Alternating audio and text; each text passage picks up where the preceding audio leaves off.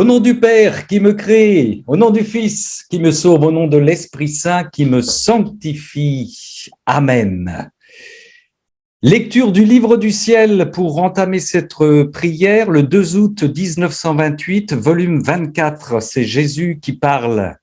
Ma fille, la volonté de Dieu, que les écrits de la divine volonté soient mis au jour est absolue et elle triomphera de tous les incidents qui pourront survenir, quels qu'ils soient.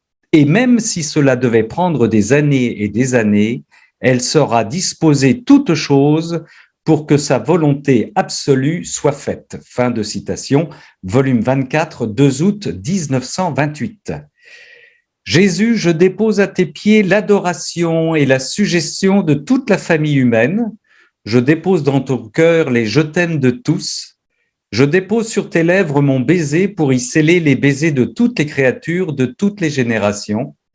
Je te serre dans mes bras pour que tu sois serré par les bras de toutes les créatures, de toutes les générations.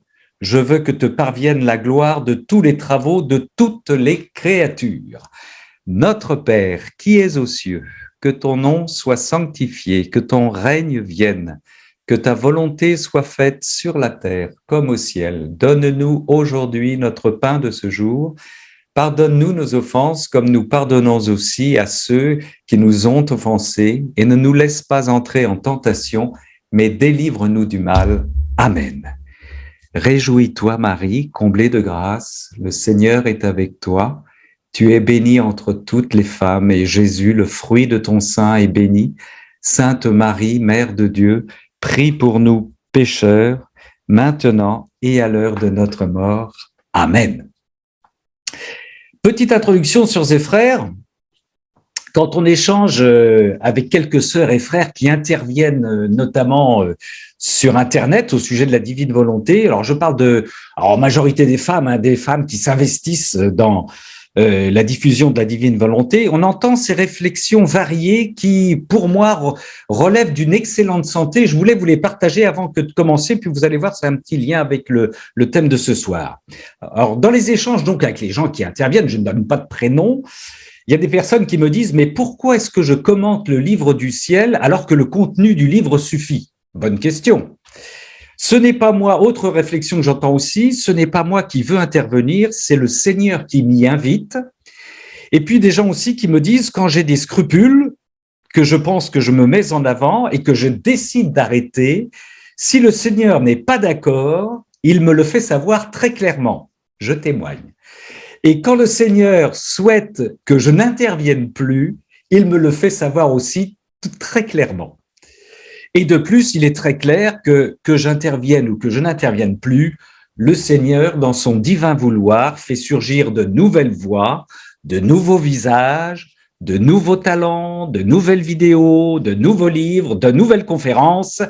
On n'arrête pas la divine volonté, on ne bloque pas un décret divin. Je vous rappelle que c'est le Seigneur qui emploie cette expression, la divine volonté, c'est un décret divin. Livre 4, 1er novembre 1902, Jésus à Louisa.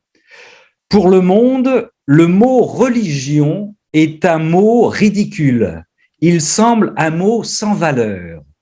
Mais devant moi, c'est Jésus qui continue, toute parole appartenant à la religion a une vertu, puissance de valeur infinie, tellement que je me suis servi de la parole pour propager la foi dans tout l'univers. Celui qui s'exerce à cela me sert de bouche pour manifester ma volonté aux créatures. Dernière phrase, celui qui s'exerce à cela me sert de bouche pour manifester ma volonté aux créatures. Ça, c'est dans le livre 4, 1er novembre 1902. Jésus replace la parole dans le centre de nos intérêts. C'est intéressant parce que on aurait tendance, nous, un peu chrétiens, à discréditer la parole. Si on se reporte du côté de Saint Jacques, on sait très bien que la parole peut être violente, qu'elle peut être source d'agression, source de péché. Et là, le Seigneur, il nous propose de remettre la parole au cœur, évidemment, de notre vie et de notre évangélisation, Depuis que j'ai préparé ce petit bricolage théologique, évidemment, je continue de lire et j'écoute des audios. Je vous donne 2 références de textes que je ne vais pas lire. L'une, c'est le volume 27, 6 novembre 1929. Volume 27, 6 novembre 1929. Je l'ai lu cette semaine. C'est un petit bijou. Je l'ai enregistré d'ailleurs et j'ai proposé à Amen Fiat de le diffuser. Ça dure 4 ou 5 minutes. C'est un très beau texte sur la parole. Jésus rappelle des choses évidentes. La première chose, il dit, c'est que tout ce qui a été créé par la parole. Si on prend la Genèse, Dieu dit et il crée. Donc, c'est la parole qui crée. Et puis, Jésus dit une chose évidente, mais qu'il faut rappeler, que si, sans la parole, il n'aurait pas pu enseigner ses apôtres, ses disciples, et il dit que sans la parole, évidemment, l'Église n'aurait pas grand-chose à transmettre puisqu'il a tout transmis par la parole. Donc ça, c'est au volume 27, 6 novembre 1929. Et puis, je vous renvoie aussi à un autre texte que j'ai entendu ce matin dans les audios que nous recevons. C'est le volume 19, le 4 août 1926, parce que je ne vais pas le lire non plus, où le Seigneur nous parle d'électricité. Vous avez bien entendu, il parle d'électricité. C'est un beau texte aussi sur la communication. Vous irez voir. C'est pas physique, c'est électrique. Je chante ça pour les Québécois, c'est Robert Charlebois qui chantait ça. C'est pas physique, c'est électrique. Volume 19, 4 août 1926. Donc, je vous propose, ça c'est une petite introduction, je vous propose dans ce cénacle de très courtes phrases du livre du ciel, qui pourraient être des proverbes, des sentences, des maximes, des apophthegmes, vous savez, les paroles des pères du désert, suivies de très courtes réflexions ou méditations. Je trouve que le Seigneur, il a l'art dans le livre du ciel qu'il dicte à Louisa de nous offrir des phrases très denses, synthétiques et lourdement chargées. Alors, commençons par ce petit avertissement de Jésus que j'ai lu récemment au 21 février 1902, volume 4. Voici ce que dit notre Seigneur. Les prédicateurs de ces temps-ci, on est en 1902, utilisent tellement de tours et de détours dans leurs sermons que les gens restent à jeun et ennuyés. On voit que ces prédicateurs ne puisent pas la parole à la source qui jaillit de moi. On voit que ces prédicateurs ne puisent pas la parole à la source qui jaillit de moi. Vous voyez, on est toujours sur le thème de la parole. Inutile de commenter ce triste constat du Seigneur. Répétons seulement sa dernière phrase. On voit que ces prédicateurs ne puissent pas la parole à la source qui jaillit de moi. Dans la divine volonté, on le sait bien, c'est une parole vivante et c'est là qu'il faut non plus produire notre parole, mais aller chercher la parole que le Seigneur va nous faire passer par notre bouche modestement. Il y a évidemment une énorme différence de préparation d'homélie entre la personne qui se dit « Qu'est-ce que je vais pouvoir encore dire à propos de cet évangile ?» et puis une autre personne qui dit « Seigneur, tout comme je t'invite à chaque instant à vivre en moi, viens parler en moi, à travers moi, pour toucher mes paroissiens, par le commentaire de ton évangile, que je sois ta bouche, ton intelligence, ton cœur. » Et pour ça, il faut avoir cette démarche de se connecter sur le Seigneur dès le matin, dès le réveil, et même quand on s'endort, bien entendu. Louisa, volume 24, 2 août 1928. Jésus semblait tenir 3 ou 4 prêtres très serrés dans ses bras, et les tenant contre sa poitrine, comme s'il voulait leur infuser la vie de son divin cœur, il dit « Ma fille, vois à quel point je tiens serré dans mes bras ceux qui doivent s'occuper des écrits de mon adorable volonté. Dès que je vois en eux quelques petites dispositions à s'occuper des écrits, je les tiens dans mes bras pour leur infuser ce qui est nécessaire à un travail si saint. Par conséquent, courage et ne crains rien. » Ça, c'est le volume 24, 2 août 1928. Il les a contre son cœur. On pense à Saint Jean qui est contre le cœur du Seigneur pour écouter ce qui sort du cœur, car l'enseignement du Seigneur sort du cœur, bien entendu.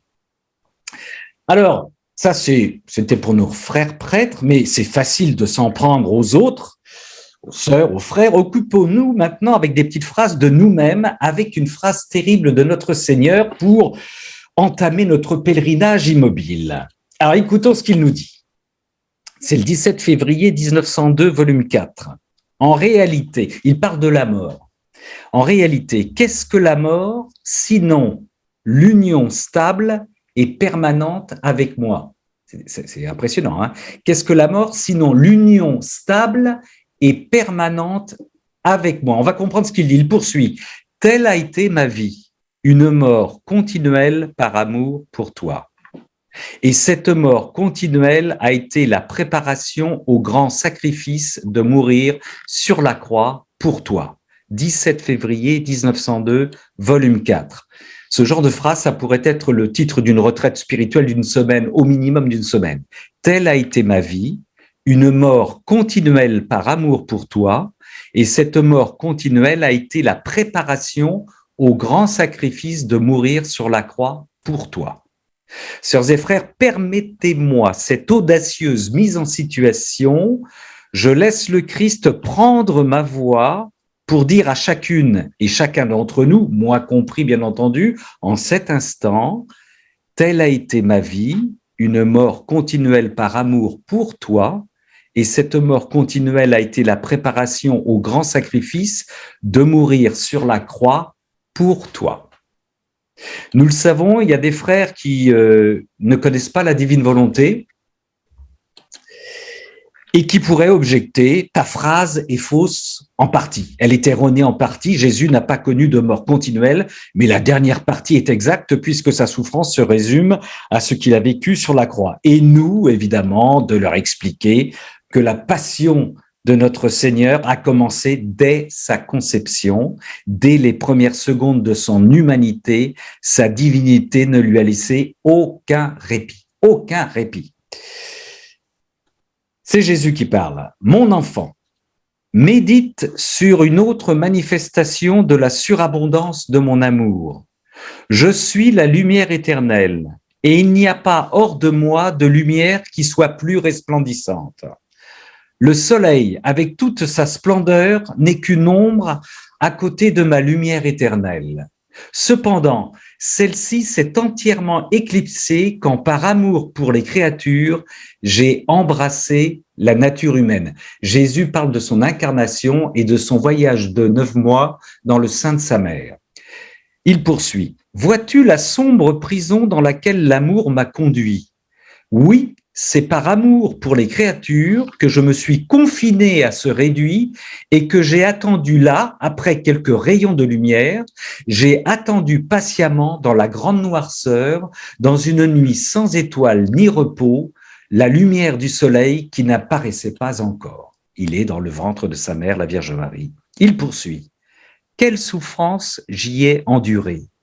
Les murs étroits de cette prison ne me donnaient aucun espace pour remuer et engendraient en moi de terribles angoisses.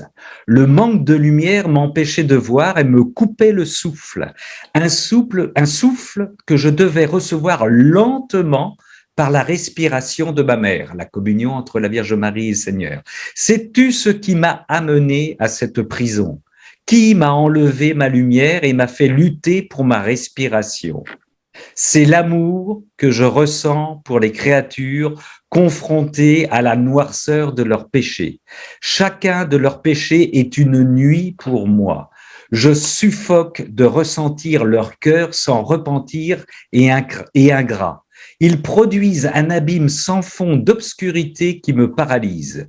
Ô excès de mon amour, tu m'as fait partir d'une plénitude de lumière pour m'amener à la plus noire des nuits dans un étroit réduit qui annihile la liberté de mon cœur. Tome 1, quatrième excès d'amour. Tome 1, quatrième excès d'amour. Dans les années, dans les décennies qui viennent, quand on travaillera ça en catéchèse, ce sera extraordinaire. Je reprends la phrase du Seigneur que je lisais tout à l'heure. Telle a été ma vie, une mort continuelle par amour pour toi, et cette mort continuelle a été la préparation au grand sacrifice de mourir sur la croix pour toi. Je poursuis avec les phrases du Seigneur dans le 6e excès d'amour, tome 1 évidemment, tout ça c'est le tome 1.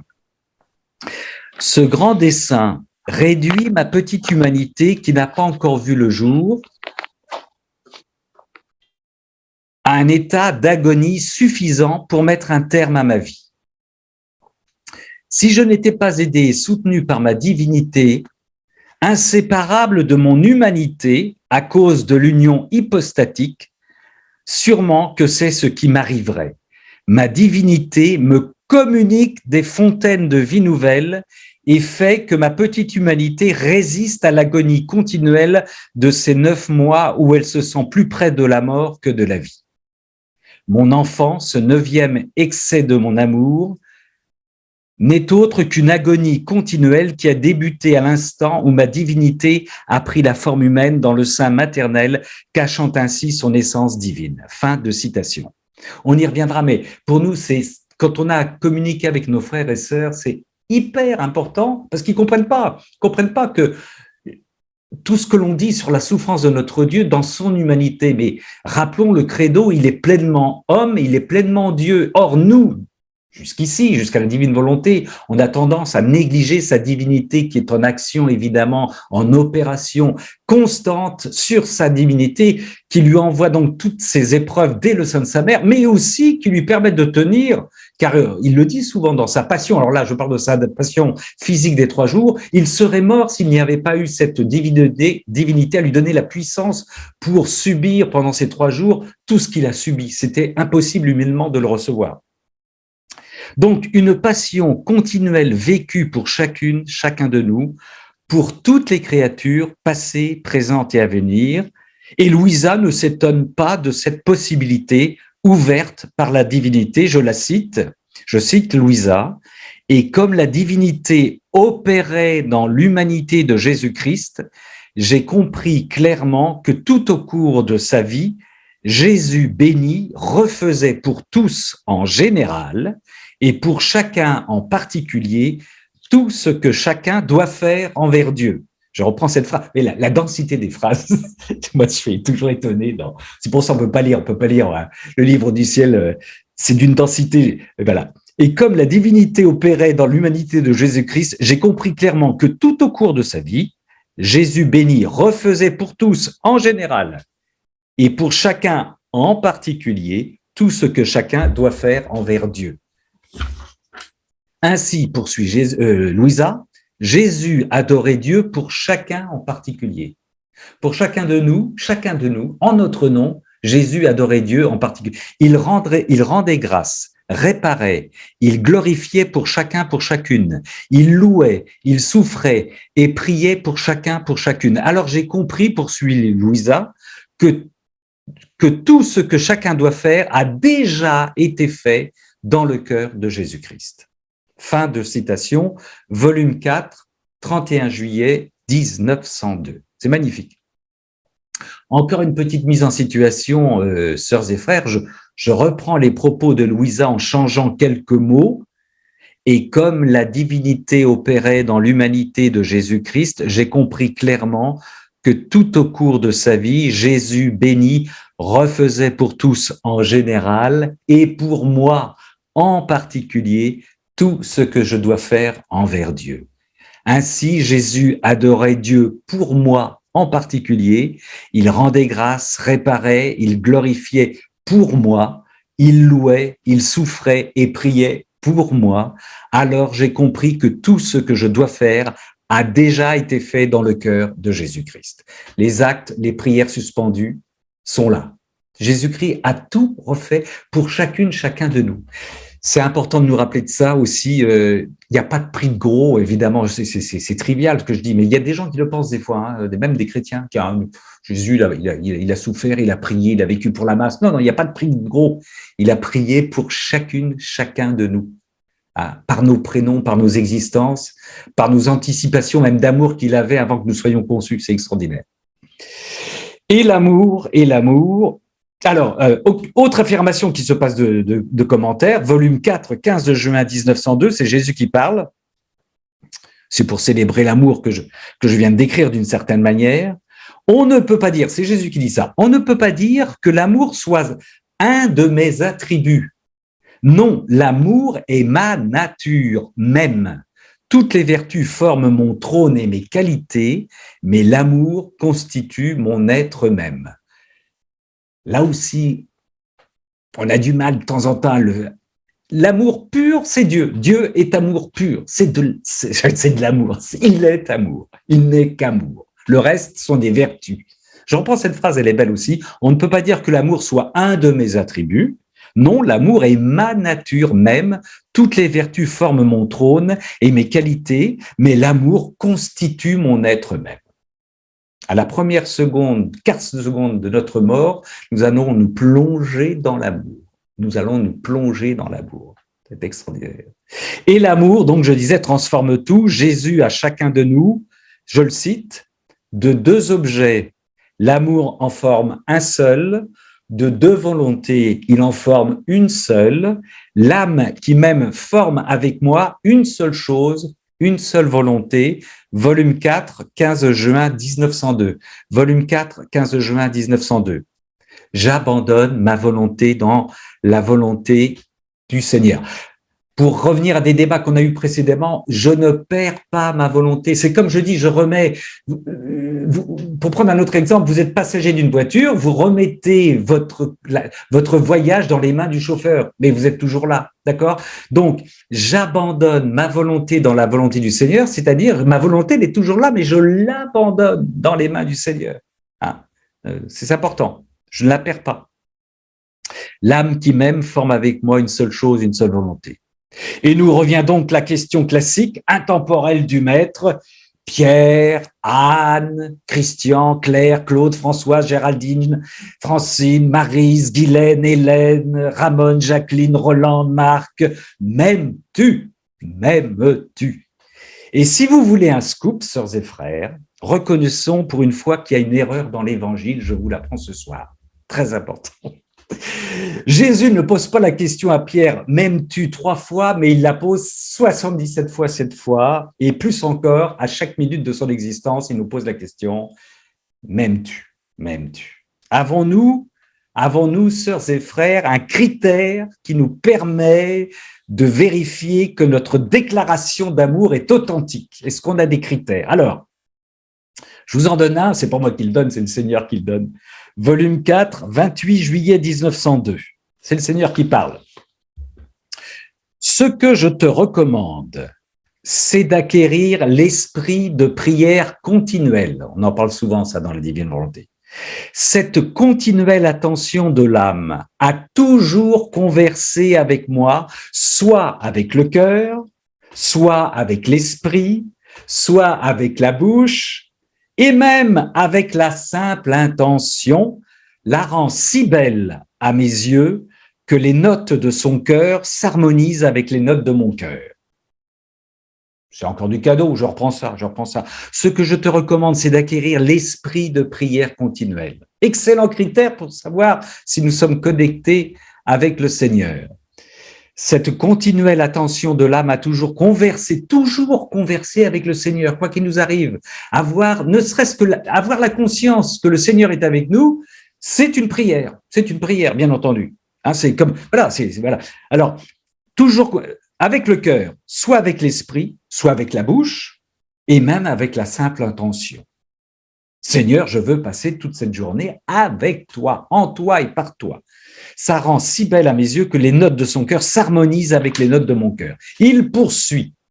Je me sens tellement attiré à converser avec cette âme que non seulement je lui manifeste les œuvres ad extra de mon humanité, mais aussi un peu les œuvres ad intra, si vous préférez, que ma divinité opérait dans mon humanité. Allez, ça y est, on revient à la circulation entre l'humanité de Dieu et sa divinité, mais comme nous sommes en Jésus, il nous donne de communier aux œuvres ad intra. Il le répète souvent, ça. Il le répète souvent dans la divine volonté, c'est une des folies au bon sens du terme, évidemment, quand je dis une folie, hein, de la divine volonté, c'est qu'on est plongé dans la communication trinitaire, dans l'échange trinitaire. Le Seigneur nous y amène à partir du moment où nous laisserons le Seigneur nous prendre totalement. C'est cadeau royal. On n'est plus extérieur à Jésus, on n'est plus extérieur à Dieu. Ça aussi, il faudrait qu'on l'entende. Alors, je poursuis. C'est le Seigneur qui poursuit. De plus, C'est Jésus qui dit, la beauté que l'âme acquiert par l'esprit de prière continuelle est telle que le démon en est frappé comme par la foudre et frustré dans les embûches qu'il essaye de tendre à cette âme. Volume 4, 28 juillet 1902. Vous savez, les saints qui se font attaquer physiquement, bon, Padre Pio, Marthe Robin, qu'on retrouve au pied de leur lit cabossés avec des cocards, etc., c'est parce que le démon, on le sait bien, ne peut plus rentrer à l'intérieur de ces personnes. Donc, il attaque par l'extérieur. Le Seigneur laisse des attaques physiques. Bon, hein, on retrouvait le Padre Pio, il y avait des batailles pas possibles. Et Marthe Robin aussi, qui était, elle, les jambes repliées sous les fesses toute sa vie, on l'a retrouvée aussi dans des combats pas possibles. C'est très bon signe. Si on est attaqué par l'extérieur, ça veut dire que l'intérieur est devenu inaccessible aux démons. Joie. Alors, avons-nous acquis, sœurs et frères, cet esprit de prière continuelle? Avons-nous acquis cet esprit de prière continuelle? Jésus nous précise que cette relation nous infuse, alors je le cite, nous infuse une atmosphère de paix et cette paix enfante Dieu dans l'âme.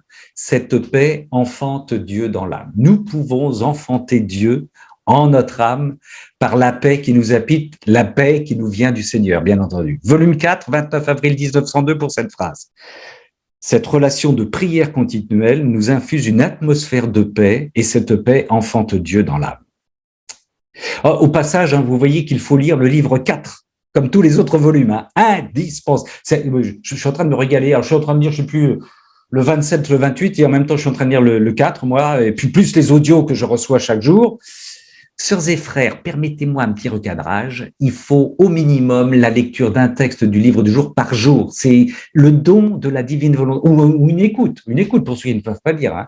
Mais il faut, ce don de la divine volonté s'alimente continuellement par la parole vivante que Dieu a daigné nous donner par le biais de 40 années, 50 années auprès de Louisa. Il faut lire, il faut recevoir cette parole. C'est une parole qui nous donne la vie, qui nous propulse, qui nous ressuscite. Volume 4, un régal. Bon. Celui qui veut le Christ dans sa totalité doit se donner totalement au Christ. Alors ça aussi, c'est dans le volume 4, 29 avril 1902. Je reprends. Celui qui veut le Christ dans sa totalité doit se donner totalement au Christ. Notre Seigneur est exclusif. Notre Seigneur est... Vous expliquez après aux gens, bien entendu, qui vous disent « Ouais, mais alors, mais mon épouse, mes enfants, etc. » Ils n'ont tout de suite la question. Et quand j'aime le Christ, j'aime tout le monde. Quand j'aime il est amour. Alors j'ai une réunion, j'ai une rencontre exclusive, un amour exclusif avec lui. C'est pour être centré sur le potentiel énorme de l'amour afin de mieux le répartir ensuite à toutes les personnes, tous les gens que je rencontre, que je vois ou que je ne vois pas, passé, présent et futur. Donc forcément, mes relations, mon épouse, mon mari, mes enfants, mes grands-parents sont plongés dans cet amour aussi, sont plongés dans cet amour. Mais le Seigneur, il est très clair. Hein. Celui qui veut le Christ dans sa totalité doit se donner totalement au Christ. Pas de réserve, pas de « Ah ben non, ça, je ne peux pas le donner, ça, je le garde pour moi. J'ai des petits... » Non, je donne tout. Et se donner totalement au Christ, c'est caler sa vie sur la sienne. Jésus nous précise la chose suivante. Ma vie eucharistique est une vie toute d'effacement, de transformation et de continuelle consommation. On n'est pas assis sur un strapontin à se la couler douce. Ma vie eucharistique est une vie d'effacement. Pensez les années de Jésus à Nazareth, les 30 années où on se disait qui c'est ce gars-là, il a l'air sympathique, et il fait des petits tabourets en bois, sympa. Il faudrait qu'on aille voir la Julie pour qu'elle aille se marier avec lui, ça serait sûrement un bon gars. Et puis il est beau, tout en plus. Transformation et de continuelle consommation. La puissance des phrases de notre Seigneur. Une vie d'effacement n'est pas synonyme d'une tranquille sieste éternelle, mais synonyme de transformation et de continuelle consommation. Continuelle consommation. Ma vie en Dieu est une transformation continuelle, une consommation continuelle où Dieu me consomme et où je le consomme. On n'arrête pas parce qu'on n'arrête pas d'être transformé dans cette consommation. Normal donc qu'au fur et à mesure de cette transformation et de cette consommation, vous devez le constater dans vos vies, sœurs et frères, je ne sois plus intéressé ou motivé par tout ce qui n'est pas Dieu. Tout ce qui n'est pas Dieu ne m'intéresse plus. Ben oui, tout ce qui faisait mes centres d'intérêt avant, pour qui j'ordonnais n'importe quoi, ne m'intéresse plus. C'est pas du masochisme, ça se défait de moi. Dieu est tellement fort, tellement grand, tellement puissant. Il me régale tellement. Ben voilà. Alors, je vais pas donner d'exemple parce que ça choque, mais voilà, il y a des choses qu'on peut ranger au grenier, qu'on peut envoyer, qu'on peut donner à Emmaüs. Il y a plein de choses qu'on faisait avant, qu'on ne fait plus. Mais oui, je ne suis plus intéressé. J'aime bien cette expression. C'est Louisa qui dit ne plus faire ce qui n'est pas Dieu, ne plus aimer ce qui n'est pas Dieu. Ben oui. Les filles et les fils de l'homme n'ont pas où reposer leur tête, mais quel bonheur, puisque Jésus précise, en se consumant dans ma vie eucharistique, l'âme peut dire qu'elle accomplit auprès de la divinité. Alors ça aussi, c'est du concentré, alors je reprends. En se consumant dans ma vie eucharistique, je me consume dans la vie eucharistique. Ça déborde la messe, hein, on est bien d'accord, hein, on est dans la divine volonté. Hein. L'âme peut dire qu'elle accomplit auprès de la divinité, vous et moi, les mêmes fonctions que Jésus, que je fais auprès de Dieu pour l'amour des hommes, et cette consommation amènera l'âme dans la vie éternelle. Ça aussi, c'est pour une retraite de 15 jours. C'est du concentré. L'âme peut dire qu'elle accomplit auprès de... C'est pour ça que quand on parle de la divinité, c'est tellement puissant, c'est... Je pense que c'est un écueil essentiel pour certains frères chrétiens qui c'est trop, c'est top, c'est trop. Mais c'est ce qui va les réveiller, hein, c'est ce qui va les ressusciter. L'âme peut dire qu'elle accomplit auprès de la divinité les mêmes fonctions que je fais, c'est Jésus qui parle, auprès de Dieu pour l'amour des hommes. Vous voyez un petit peu, notre relation exclusive avec le Seigneur nous ramène auprès de tous les hommes, tous les hommes. Bien entendu, votre prière est devenue universelle depuis que vous êtes dans la divine volonté. On prie pour tout le monde. C'est tout le temps, on prie pour tout le monde. Et cette consommation, cette relation, on est consommé par Dieu ou je consomme Dieu, amènera l'âme dans la vie éternelle. Je vous rappelle que le Seigneur nous dit que nous allons entrer dans la vie éternelle dans l'état où nous sommes, dans l'état de notre relation actuelle. Si je connais rien à Dieu, j'ai tout à apprendre, je vais passer par un BEP, CAP qui va être long avec le Seigneur. Il ne va pas nous prendre comme ça d'un seul coup en nous disant non. Donc, ce que nous expérimentons maintenant, ce que nous vivons avec lui, est déjà une étape d'éternité que nous allons développer avec lui dès la première quart seconde de notre envol. Terminons par cette infusion entre Jésus-Christ et la créature, l'infusion précisée en quelques mots puissants. Jésus qui nous parle encore. Ma fille, le premier but de ma passion était de procurer gloire, louange, honneur, action de grâce et réparation à la divinité. Le second but était le salut des âmes et l'obtention de toutes les grâces nécessaires pour atteindre ce but. Je me répète, mais c'est encore tu concentré, on ne peut pas avaler ça en 30 secondes. Ma fille, le premier but de ma passion était de procurer, c'est Jésus qui parle, gloire, louange, honneur, action de grâce et réparation à la divinité. Demain, c'est dimanche prochain, c'est l'évangile de la, si je ne me trompe pas, de la transfiguration. Hein. C'est ces moments privilégiés entre le Seigneur ou, ben voilà. Le second était le salut des âmes et l'obtention de toutes les grâces nécessaires pour atteindre ce but. Il poursuit. La personne qui participe aux souffrances de ma passion porte en elle non seulement les mêmes intentions que moi, mais elle épouse la forme de mon humanité. Nous sommes une humanité de surcroît de notre Seigneur Jésus. On n'est pas déconnectés, hein, sœurs et frères, on n'est pas éthérés. Hein. Notre humanité, elle est terriblement impliquée dans notre relation divine. Hein. Nous sommes une humanité de surcroît, et c'est par cette humanité, comme dirait saint Paul, hein, nous souffrons les souffrances que le Christ n'a pas souffert, dans cette humanité que nous vivons notre croix aussi, nos croix, qui sont reliés à Dieu et que nous pouvons vivre grâce à notre relation divine. J'aurais pas dû couper, je reprends la phrase. La personne qui participe aux souffrances de ma passion porte en elle non seulement les mêmes intentions que moi, mais elle épouse la forme de mon humanité. Et comme mon humanité est unie à ma divinité, l'âme qui participe à mes souffrances est elle aussi en contact avec ma divinité et peut obtenir ce qu'elle veut. et peut obtenir ce qu'elle veut. C'est Jésus qui le dit, 8 février 1902, volume 4. Je comprends que nos théologiens à Rome prennent du temps pour traduire les phrases, parce que c'est une révolution, c'est une telle densité. C'est notre petite sœur Luisa Picaretta, 1 an de scolarité, qui se mange, pardonnez-moi, qui se bouffe des phrases comme ça. Comment voulez-vous qu'elle invente des trucs pareils? Et les théologiens doivent se tirer les cheveux en disant, mais là déjà, avec ces 4 phrases-là, on peut faire 6 bouquins, 7 bouquins, en tirer dans tous les sens. C'est complètement fou, quoi. C'est d'une densité, c'est d'une richesse, quoi. Moi, je sais pas si, je le dis souvent, mais je lis 1 à 2 textes du livre du ciel quand c'est pas 3 par jour, mais je peux pas en lire plus parce que la densité fait que mais je suis tout seul, personne ne me voit, je suis en lévitation, je touche le plafond, quoi. J'ai le crâne, j'ai des bosses parce que je me cogne au plafond et ça me nourrit, ça me nourrit. Donc ça me nourrit tellement que je ne peux pas lire le chapitre suivant, c'est pas possible, c'est pas possible. C'est là qu'on voit que la vie circule. Moi, c'est le premier témoignage que je donnerai à des gens qui critiquent la divine volonté. Je dis, ok, mais venez m'enlever la vie que me donne la divine volonté. Vous ne pourrez pas, c'est pas possible. Vous pouvez m'interdire les bouquins, vous pouvez tout ce que vous voulez, dire toutes les insanités là-dessus, mais c'est une vie qui circule, qui rentre, qui révolutionne la foi chrétienne. Moi, j'emploie ce terme-là. Voilà, sœurs et frères, pour cette petite méditation, ce pèlerinage immobile. Merci pour votre écoute.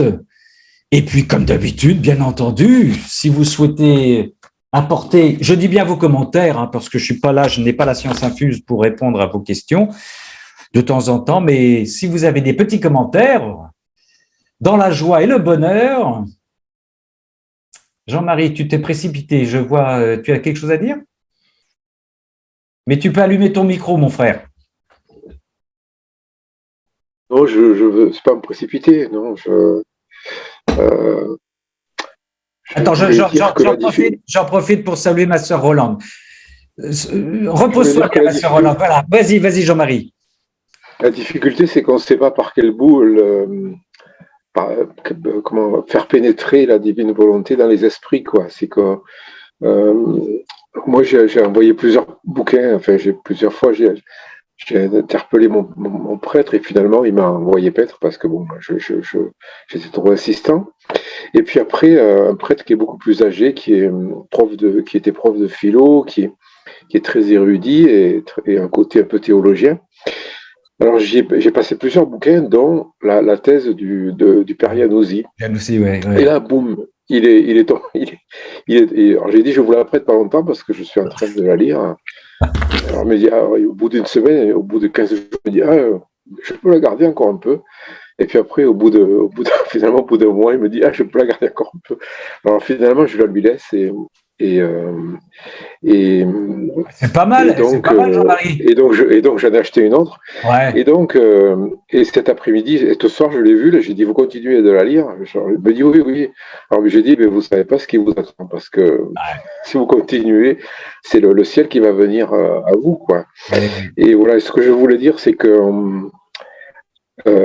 petit à petit, à mesure qu'on avance, cette perception du réel, on n'est plus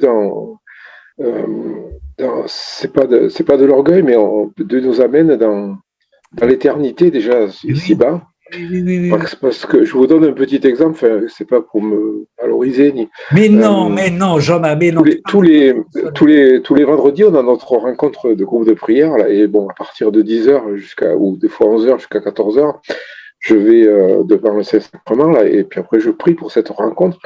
Et des fois, et le Seigneur me dit attention, aujourd'hui il va y avoir un peu de houle. Voilà, c'est effectivement il fallait que je me prépare parce que et donc ça veut dire que le temps, on est au-delà du temps. Ça veut dire que le temps n'existe pas. Et tout d'un coup, on rentre dans cette perception du réel qui n'est plus dans la perception habituelle qu'on nous a appris, enfin qu'on a l'habitude de percevoir depuis notre naissance, quoi. Depuis le cerveau est conditionné pour appréhender le temps d'une certaine façon, mais là on l'appréhende d'une autre façon, quoi. Voilà. Oui. On découvre la réalité de l'éternité et de la perception du temps. Mais oui. Voilà, je vais m'arrêter parce que je vais dire des bêtises après. Mais non. Ces cathos qui ont toujours peur de parler en disant qu'ils vont dire des bêtises. Merci Jean-Marie, merci frère. Ouais. Mais c'est une grosse difficulté que nous avons, hein, c'est que moi j'en ai parlé la dernière fois. Ça me fait rire maintenant, mais c'est pour rejoindre ce que tu dis, c'est que je suis tellement heureux de la divine volonté de ce que ça m'apprend que y a des gens qui pensent que je me pense supérieur. Tu vois, que des chrétiens, hein, et j'essaie de leur dire mais non, surtout pas, je me pense pas supérieur. Je suis transporté par ce que je reçois. C'est différent. Et eux, ils nous disent, bah ouais, mais toi, tu penses avoir ci, ça, vivre ça. Nous, on n'est pas là. Donc, voilà, il y a une forme de super. Oui, c'est ça, la difficulté, c'est qu'on ne sait pas par quel bout. On sait pas par quel bout. Ouais. Françoise, ma sœur Françoise. Oui, dis-moi, tu as dit quelque chose que je ne vais pas savoir redire, mais qui m'a intriguée et j'aimerais que tu précises. Oh là là, j'ai peur, Françoise, parce qu'avec toi, tu recadres les choses tellement. Toi, vas-y, je t'écoute. Non, je recadre pas justement parce que quand tu as dit quand on va en fin de compte quand on apparaît devant l'Éternel, oui, on est dans l'état, oui, d'après ce que j'ai compris, de connaissance de Dieu que l'on a en oui, gros. Hein, actuellement. que j'ai compris ça. Oui. Et après, tu as dit, ah, mais alors, ça veut dire que là, tu parlais des âmes du purgatoire, parce que autrement, on ne sait pas où les mettre, ces âmes-là. Faut bien. Pour le CAP, oui. Oui. Alors, d'où tu sors ça? Et tu peux préciser, parce que là, c'est la première fois que j'entendais dire ça, ça m'intrigue un petit peu. Alors, je le note. J'ai pas la référence, Françoise. D'accord. J'ai pas la référence, mais c'est une bonne. Mais je suis persuadé que je l'ai déjà lu plusieurs fois. Il faut que je retrouve notre sœur Hollande nous aidera, etc. Mais dans les livres du ciel, tu parles. Oui. Tu as vu ça. Mais oui, c'est. Alors, d'accord. Je vais le chercher alors. Oui, mais je voudrais que j'ai un mot moteur. Aussi. Et je vais te dire, pour moi, c'est une. Comment te dire? C'est aussi une forme d'inquiétude que j'exprime auprès de mon Seigneur et une forme de souffrance. C'est que c'est plus seulement dire que mes proches, les gens que j'aime, se convertissent, mais je voudrais qu'ils se convertissent pas trop tard. C'est-à-dire que pour qu'ils aient le temps de faire un chemin sur la terre, pour qu'ils anticipent cette relation avec le Seigneur. C'est bien que la pêche miraculeuse des derniers moments, quand le Seigneur va ramasser des gens qui ne le connaissent absolument pas, c'est bien, mais ils ont tout à prendre et tout à réapprendre. Et pour moi, j'avoue maintenant que j'ai une nouvelle forme un petit peu de croix et de souffrance, c'est de me dire, c'est pas simplement que nos frères et sœurs se convertissent, mais c'est qu'ils vivent avant de mourir, qu'ils vivent de cette relation avec le Seigneur. Eh ouais. Je vois ce que tu dis, mais en même temps, dans la mesure où on prie régulièrement, enfin, pour moi, c'est un peu un dada, du premier au dernier, donc toute l'humanité, on peut élargir tu vois ce que je veux dire? Oui. Et qu'il y a des millions, des milliards de personnes qui, elles, ne connaissent rien, ou du moins, on pense. C'est sûr. Et ça, c'est important, donc, d'élargir notre prière à ce niveau-là. Enfin, moi, j'en suis convaincue. Oui. Mais, en même temps, il y a un moment où Louisa, je crois, elle prie pour les siens, ou je sais pas, et Jésus lui a dit, mais moi, je m'en occupe. Mais bien sûr. Dans le sens où toi, tu t'occupes de ce que je te demande. Oui. Et ces soucis-là, bon, on les a, ils nous habitent. La Vierge Marie aussi, elle en parle. Ils nous habitent, on peut difficilement faire autrement, mais pas se laisser submerger, puis de les redonner et surtout les élargir à l'humanité. Tout à fait. Je donne mon point de vue là. Oui, mais tu as raison, c'est tout à fait ça. Alors, je rappelle que Jésus dit à Louisa que ne mets pas d'intention dans ta prière. Moi, je sais mieux que toi pour qui tu dois prier. Prie comme moi. Glorifie le Père. Offre-toi au Père. Mais moi, les intentions, je les place. Mais tu as raison. Oui. Merci, ma sœur Françoise. Marie-Christine, bienvenue, Marie-Christine. Oui, bonsoir. Par rapport à ce que tu dis, qu'on aura quelque part, moi ce que j'ai compris, c'est que selon où l'on en est, lorsqu'on arrive au ciel, oui. Selon les dispositions qu'on aura eues sur la terre à le prier, on continuera notre œuvre au ciel. Ah, oui. Et je me posais la question, ça m'étonne toujours de dire qu'on a on ajoute de la gloire encore, on apporte de la gloire supplémentaire aux bienheureux, aux saints. Je suis toujours assez surprise d'entendre parler de ça, parce que je me dis, mais ils sont déjà dans la gloire. Et est-ce que cette gloire que justement on peut amener en plus, offrir, vient pas justement de notre degré de connaissance, parce que Jésus veut qu'on le connaisse de plus en plus, qu'on apprenne à le connaître. Voilà, ça passe par là. C'est une toute petite... Voilà. Oui, mais non, mais c'est une question importante qu'il faudrait. Alors là, je vais juste. Alors, j'y vais avec des réserves, hein, parce que j'ai pas les éléments pour te répondre, pour être très clair. Mais je pense que, et d'ailleurs, Jésus dit que nous pouvons apporter aux bienheureux qui sont déjà avec lui dans la divine volonté. Et pour reprendre, si j'ai bien compris ce que tu me dis, nous n'aurons jamais fini de découvrir qui est Dieu, tellement Dieu enfin, il est grand, quoi. Tu le sais bien. Et donc, nous n'aurons jamais fini de découvrir un amour qui ne cessera de se développer dans notre relation entre lui et nous, et de le glorifier pour autant, tu vois, il me semble. Et je crois qu'il y a encore au ciel des stades. Enfin, je sais pas, c'est ce que je suis en train c'est pas des stades, c'est pas. Enfin, non, c'est pas le mot, mais je sais pas comment dire. C'est une relation. Marie-Christine, c'est une relation. C'est une relation d'amour qui ne cesse d'augmenter, que Dieu nous donne pas d'un seul coup pour pas que nous implosions. Amen. Oui. Ah oui, bah oui. Mais oui. Plus on va rentrer, plus on va être divinisé, plus notre état de rencontre avec le Seigneur va nous permettre de l'accueillir pour ne faire plus qu'un avec lui. C'est le but du jeu, mais on a encore des petites gouttelettes, quoi. Hein. Et donc, c'est pas enfin, on peut appeler ça des stades. Moi, je préfère parler de. C'est comme une relation, si tu veux, entre deux êtres ou qui s'aiment. Et parlons d'un amour idéal entre deux personnes, entre deux êtres humains, qui n'arrêtent pas de se surprendre, tu vois, et de se développer et de grandir. Ah oui. Et ben, Dieu, c'est de la même. Il n'y aura pas un stade où on dira ça y est, j'ai tout acquis. Je possède Dieu, je maîtrise. Non, pas du tout. Il me semble. Là. Et donc, dans cet échange-là, on n'arrêtera pas de glorifier le Seigneur.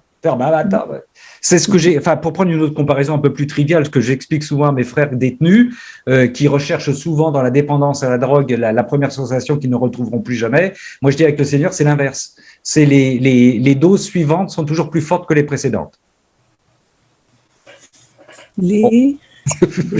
C'est pas si j'ai répondu à ta question.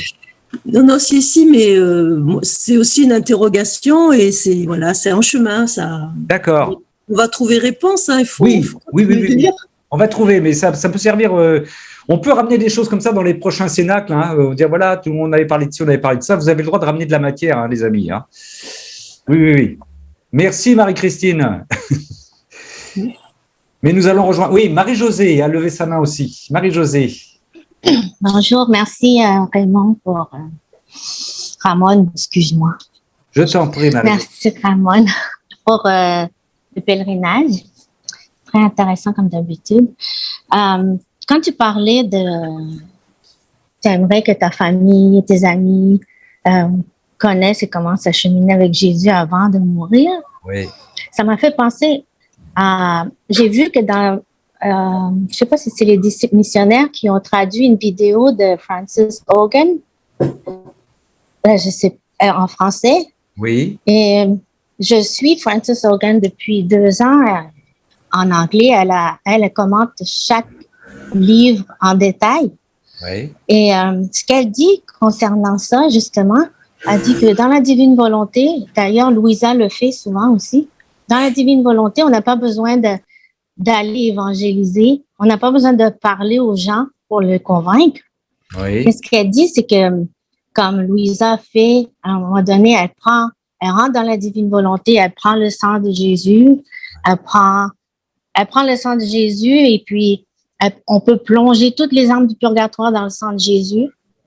On peut prendre une épine de la couronne d'épines ou 2, 3 épines, là, si on veut vraiment aller fort, et aller visiter tous nos frères et sœurs, passés, présents et à venir, aller percer leur cœur, ouvrir leur cœur avec la couronne, avec l'épine de la couronne d'épines de Jésus. Et à force qu'on le fait, à fur et à mesure qu'on fait cette prière, je veux dire, leurs cœurs vont s'ouvrir. Oui. Et même les étincelles, Jésus parle d'étincelles aussi, comme les étincelles du soleil, je pense qu'ils nous retombent dessus. Ou on peut prendre des étincelles, on peut aller brûler leur cœur, on peut rentrer dans leurs esprits, on peut tout faire. On évangélise assis chez nous à genoux en prière. On peut évangéliser tous les êtres humains passés, présents et à venir jusqu'au dernier. Fait que ta famille là et tes amis, tu peux agir sur leur cœur. Oui. En rentrant dans la divine volonté. Prends l'amour brûlant de Jésus et touche leur cœur pour qu'ils brûlent. Puis c'est parce que l'exemple qu'elle donne, elle est très connue elle est irlandaise, puis elle est très connue dans le monde anglophone de la divine volonté. Ça fait 20 ans qu'elle fait ça, et avant ça, elle enseignait la Bible. Ça fait qu'elle sait beaucoup, beaucoup de choses, et elle fait beaucoup de liens entre elle cite toujours des passages d'évangile quand elle parle de ça, et elle dit qu'il y a beaucoup de groupes, comme il y a un groupe de sorcières. Des sorcières, il y en a de plus en plus, qui lui veulent du mal. Ils n'aiment pas son école de la divine volonté. Et puis, ils lui ont lancé des mauvais sorts. Puis, elle est tombée malade et tout ça. Puis, elle dit que le bon Dieu l'a inspirée, mais avec la divine volonté, tous les jours, elle prend des étincelles du feu de l'amour divin dans la divine volonté, puis elle va brûler leur cœur. Puis, comme elle dit que c'est des cœurs vraiment qui doivent être noirs, parce que carbonisé dans le mal. Oui. Tous les jours, elle verse des étincelles, elle dit, qui sait? Même s'il y en a une qui est sauvée. Bien sûr. Alors, on peut évangéliser sans même parler. Et même si on veut que les gens, mettons, on veut parler à quelqu'un de la divine volonté. Avant d'aller lui parler, on peut dire, comme tu as dit au début, là, quand le prêtre prépare son sermon. Oui. Viens en moi, Esprit Saint, viens en moi, divine volonté, fais-moi parler. Et on peut même préparer son cœur. Prends le sang de Jésus ou les blessures. Tu peux prendre la personne et la mettre dans une des blessures des mains de Jésus pour qu'il commence à le préparer avant que tu ailles lui parler. Il y a beaucoup de choses qu'on peut faire. Alors, mais je suis tout à fait d'accord avec ce que tu dis. C'est important que je ne vais pas m'étendre, mais je reprends la phrase du Seigneur tout à l'heure qui disait que en union avec lui, on peut participer aux œuvres ad intra et ad extra. Alors, faut pas oublier. Alors, ad intra, c'est tout ce que tu viens de dire, c'est-à-dire que en Dieu, par Dieu et avec Dieu, assis dans ma petite chambre, je dis n'importe quoi, dans ma maison sans sortir et voir personne, je peux être opérant pour le monde entier dans la divine volonté, même si ça paraît complètement fou et prétentieux pour certains, mais oui. Mais en même temps, n'oublions pas notre humanité de surcroît. Si je suis amené, et tu as fait le lien d'ailleurs, si je suis amené à rencontrer une personne, je vais la rencontrer physiquement. Quand je parlais de ma famille ou de mes amis ou de mes enfants, je vais les rencontrer. Donc, le Seigneur me commande aussi une relation humaine, tu comprends, avec eux, que je vais vivre dans la divine volonté. Mais les deux, tu vois, les deux sont possibles. Et c'est la dimension fantastique. C'est-à-dire que si mes enfants que je vois ou que je ne vois plus, je prie pour eux, je prie pour tous les enfants aussi. Je sais que ma prière, elle est efficace, c'est au sens efficace du terme divin, pour tous les enfants du monde pour qui je prie. Mais en même temps, ça ne m'empêche pas d'avoir une relation particulière avec les gens que je vais rencontrer, quoi. Et là, je reprends juste cette petite phrase du Seigneur, ad intra, ad extra, et de ne pas oublier que Jésus n'est pas resté enfermé dans sa chambre. Il a eu 3 années de prédication. Il est allé au contact des gens. Il est allé au contact des gens. Après, il a proposé, il a disposé des choses. Les gens ont accepté, n'ont pas accepté, l'ont crucifié, on le sait bien. Les deux sont possibles. On est bien d'accord. On est bien d'accord. Mais il y a des personnes comme moi, par exemple.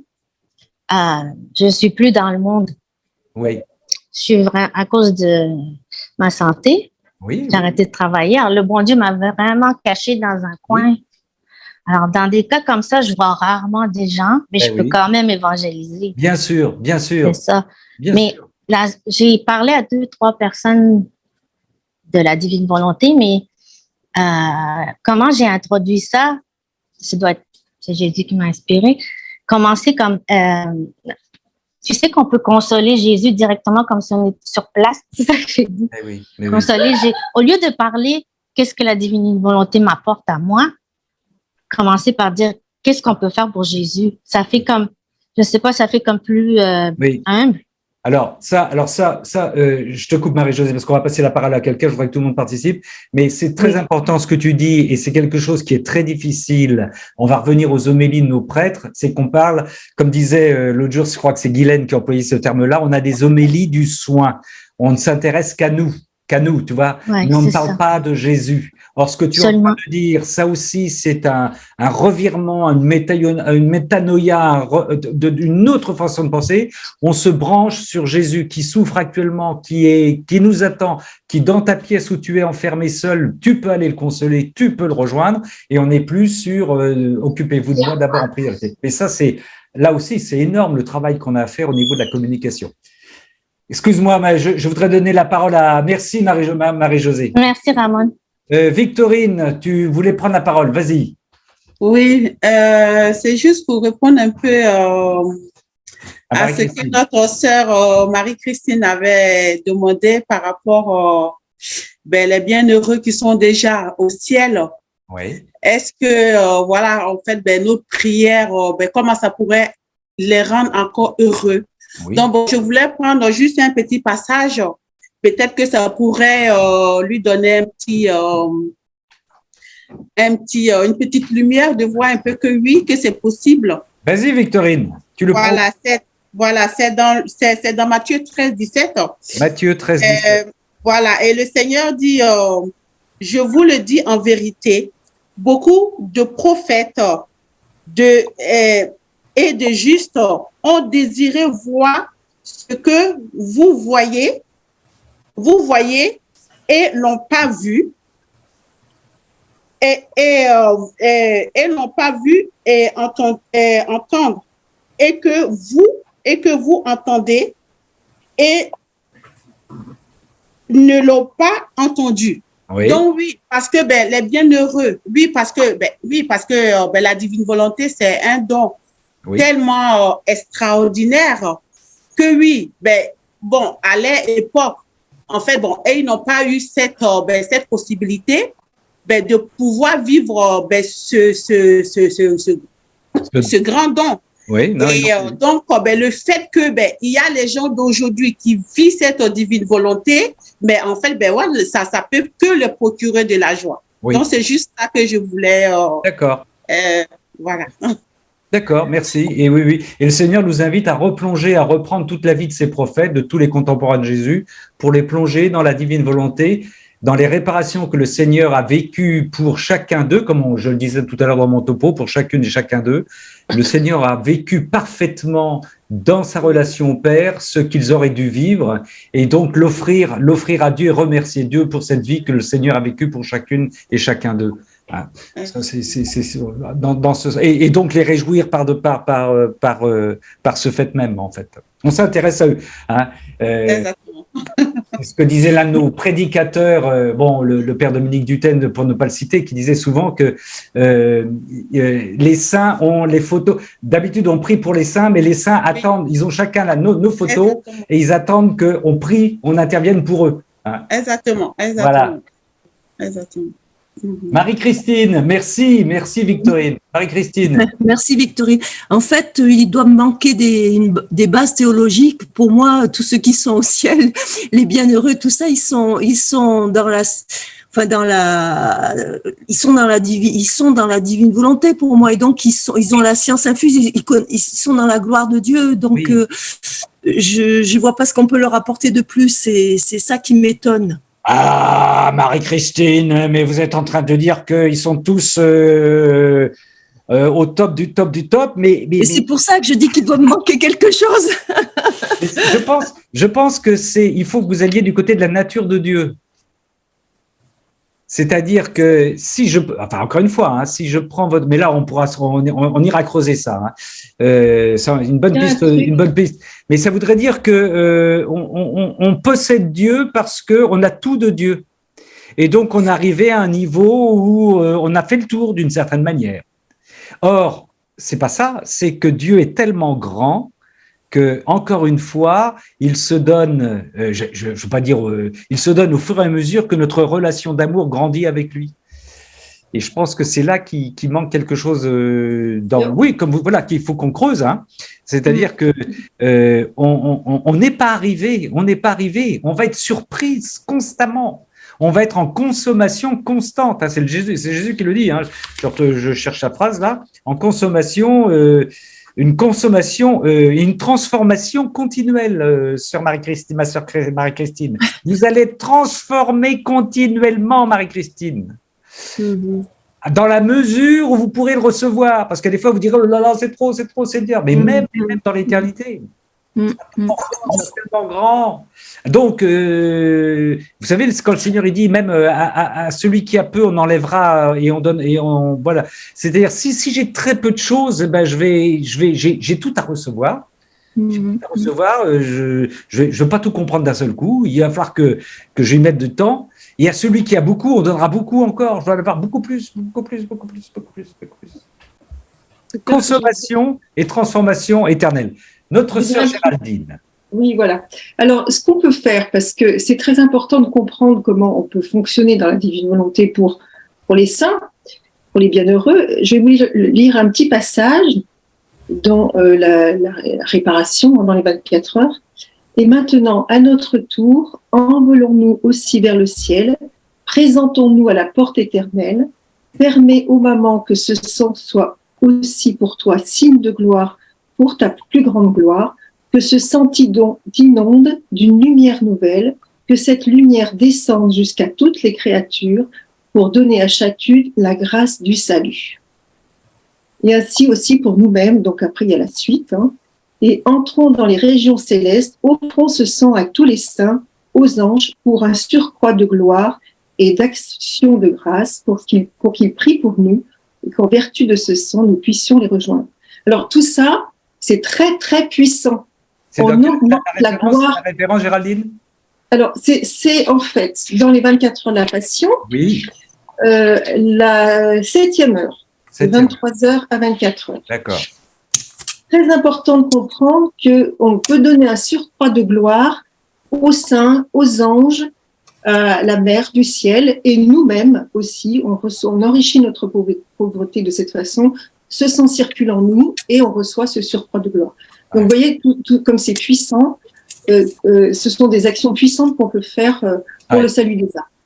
Alors, je complète, merci Géraldine, ce que tu viens de dire par Marie-Josée qui nous dit « Chaque acte fait dans la divine volonté a des répercussions sur toutes les créatures de tous les temps, même les bienheureux au ciel. Leur gloire s'accroît encore plus. » Voilà, c'est tout à fait ça. Donc, c'est ce que vous pouvez poser comme question. Qu'est-ce qu'on peut faire de plus ? Eh bien, c'est ça. Voilà, Marie-Christine, vous êtes en plus en train d'alimenter les autres. C'est... Non, mais entre nous, hein, ben oui, c'est très puissant.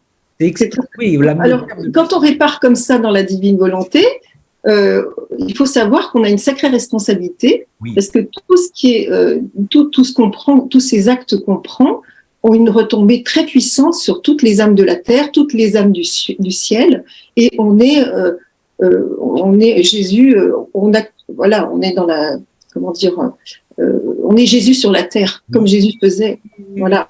Et on prend le Christ en nous, enfin, voilà. On devient le Christ, c'est la prière du Christ. Oui, et c'est ce que, alors je cherchais, voilà, vous me renvoyez encore, celui qui veut le Christ dans sa totalité doit se donner totalement au Christ. Hein, c'est la petite phrase que je donnais tout à l'heure, hein, c'est être Christ totalement, oui, bien sûr. Christ. Ouais. Après, ce qui est douloureux, c'est vrai qu'on est complètement décalé, parce que par exemple, des petites sœurs dans un monastère me disaient « Il est ressuscité ». Alors d'autres me disaient « Il est ressuscité ». Et moi, je réponds « Mais on est déjà ressuscité ». Alors, on est décalé parce que quand on répond « On est déjà ressuscité oui. », pour eux, ils ne comprennent pas. Oui. Et Jean-Marie, pour compléter notre débat, précise, Jésus nous a bien dit qu'il y avait plusieurs demeures dans la maison de son Père. C'est aussi important. C'est les états, si on peut. Hein, Marie, il n'a pas employé pas le terme de stade, mais d'état. Marie-Christine, vous ne verrez jamais la fin du film dans l'éternité. C'est douloureux parce qu'on est crucifié quand même. Hein. On est quand même crucifié sur la terre. Ah oui, bien sûr. C'est douloureux parce qu'on comprend pas tout ce qu'on dit. Ouais. Alors.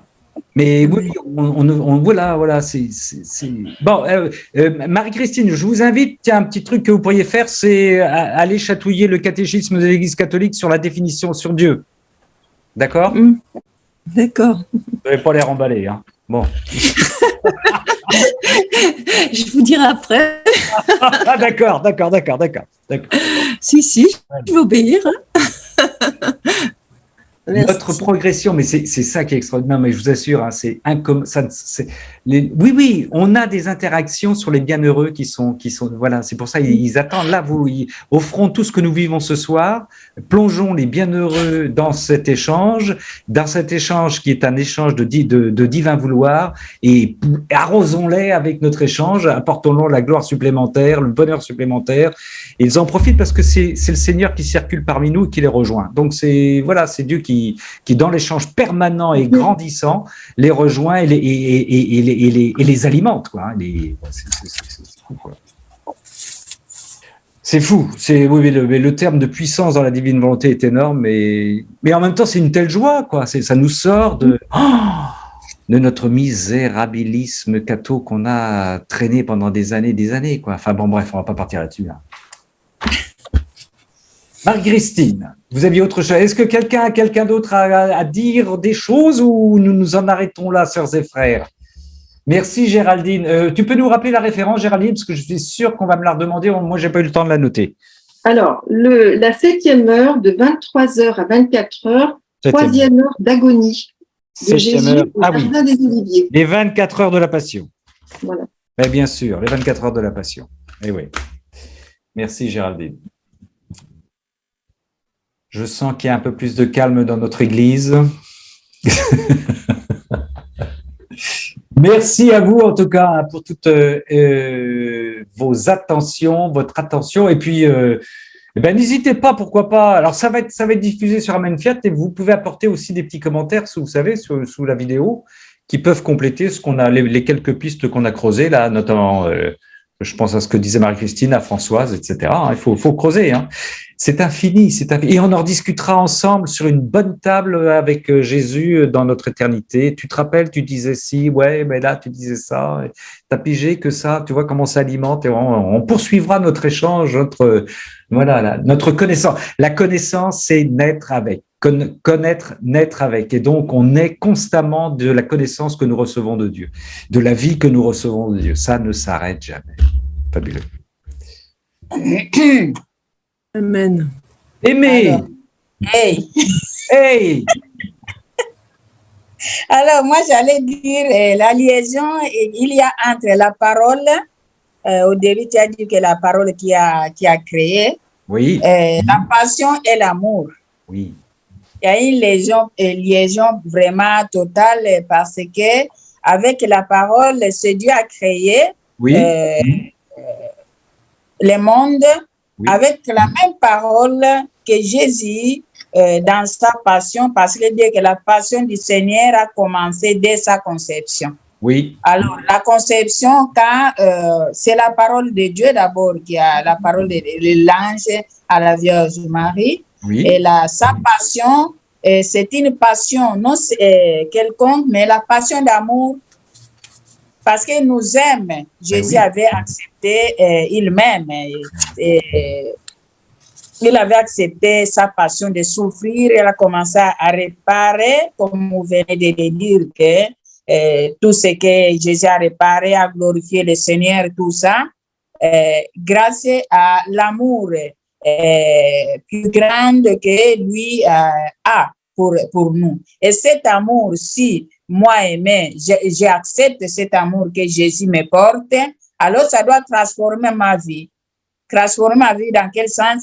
Ça change ma vie intérieure comme extérieure aussi, si je peux le dire, parce que tout changera, tout deviendra Jésus, un petit Jésus dans ce sens-là. Oui. Et comme dans le livre 11 au 29 octobre, il parle de la passion quelque part. Non, de la passion. Il dit quelque part que ma volonté soit ta vie. Alors, nous, à partir de la parole de Dieu, la parole qui crée, la parole que Jésus a révélée à Luisa Picaretta, qui aujourd'hui est devenue non seulement parole, mais des livres, des 36 livres. Ce sont des paroles, ce sont des mots que Jésus a dû de lire ça, de devenir les mots que nous lisons, si je peux dire dans ce sens-là. Alors, à partir de la révélation, à partir de ces paroles, à partir de l'amour, à partir de la passion, que ma vie peut changer, peut devenir la parole même qui est Dieu et lui-même. Mais oui, je peux être une incarnation de la parole de Dieu. Oui, tout à fait. Mais oui. Oui, la liaison, vraiment, c'est bien la parole, passion et amour. Mais oui.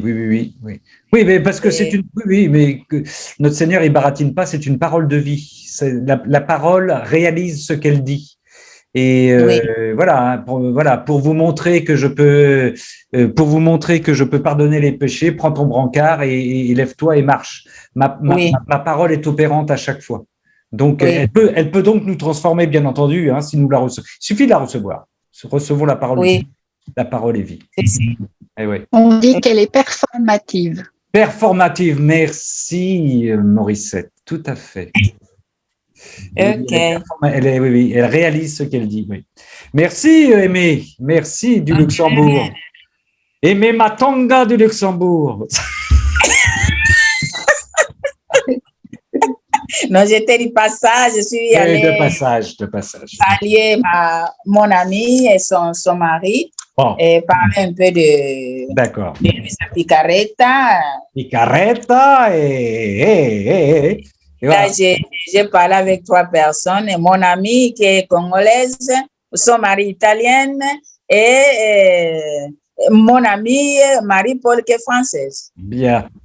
3 langues. Et j'ai laissé surtout le livre de 24 heures qui est recommandé d'avoir. Oui, c'est une bonne approche. Oui, c'est une bonne approche. Après, les restes eux-mêmes vont se débrouiller, quoi. Très bien. Et j'ai laissé les adresses pour avoir les livres. D'accord. Merci. Et là-bas, ce qui était aussi intéressant parce que les maris étaient comme ça, je peux dire, comment on dit ça en français? Comme si partagé. Il est partagé. Non, les rêves particuliers là qu'on ne dort pas, on crie. Pardon? Il dit? Quand quelqu'un dort et fait des rêves, mais ce ne sont pas de bons rêves. Ah, des cauchemars. Des cauchemars, oui, des cauchemars chaque jour. Après 3 jours de mon arrivée, j'ai dit que non, je vais demander la grâce à la Vierge Marie dans la divine volonté. Ah oui. Et je l'ai fait, j'ai donné la bénédiction, non avec mes mains, mais avec les mains de la Vierge Marie. Et tout est parti. Eh ben, tiens, voilà. Et sa femme m'a dit que vraiment félicitations parce que maintenant on dort tranquillement. Bon, chères sœurs et frères insomniaques, vous avez un contact à prendre avec Aimé Matanga pour mieux dormir sur votre matelas. Voilà. Et vous, si vous voulez, je vous donne la bénédiction. Ah, mais moi, je dors bien, mais je veux bien la bénédiction, mais moi, je dors bien. Merci, Aimé. Ok, merci. Ça a été bien passé. Merci beaucoup. Merci à toutes et à tous. Merci Que nous bénisse. Et on va demander au Seigneur de nous bénir dans cette paix, dans cette joie, dans cette éternité grandissante. Au nom du Père et du Fils et du Saint-Esprit. Amen. Amen. Fiat.